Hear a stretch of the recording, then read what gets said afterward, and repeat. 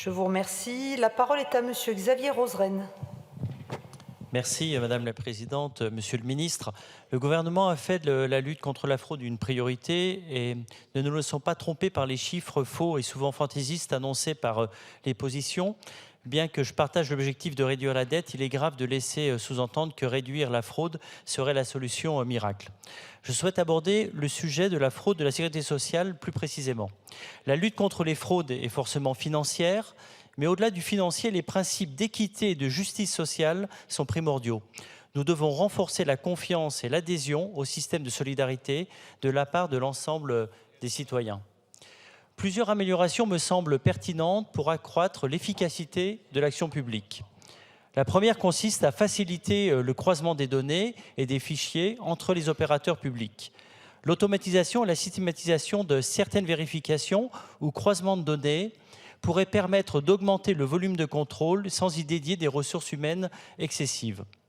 Nous pourrions aussi aller vers une obligation renforcée de dématérialisation.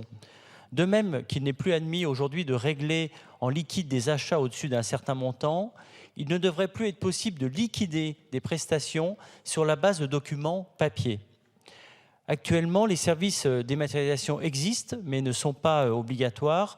Les rendre obligatoires permettrait de réduire les risques de fraude et de renforcer la traçabilité. Quelle est la position du gouvernement sur ces deux premiers points d'attention? Enfin, par ailleurs, j'aimerais parler de l'entraide administrative internationale qui pourrait être améliorée.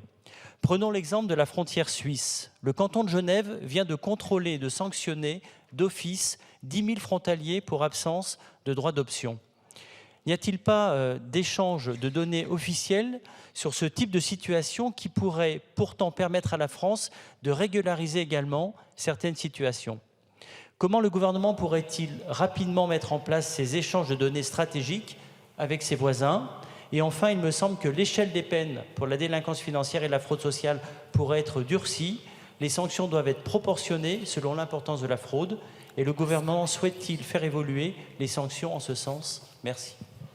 Je vous remercie, Monsieur le Ministre.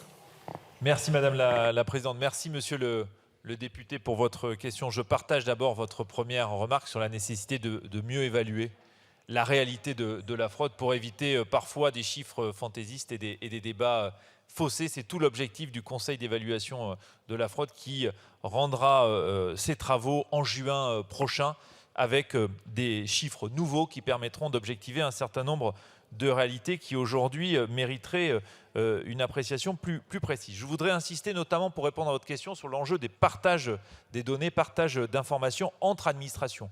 Lutter contre la fraude, c'est d'abord lutter contre la fraude à l'identité bancaire.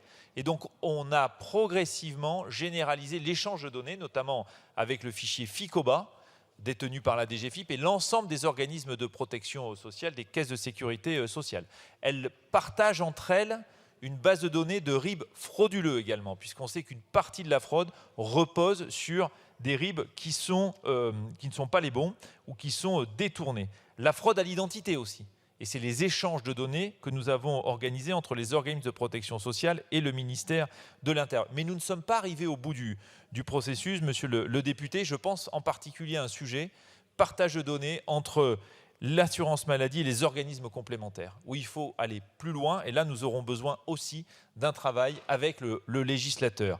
Sur la dématérialisation d'un certain nombre d'actes, je suis tout à fait d'accord avec vous. Je pense notamment à l'ordonnance numérique, qui doit être progressivement généralisée. C'est l'objectif que nous avons fixé à la CNAM d'ici 2027, tout comme l'entraide administrative internationale.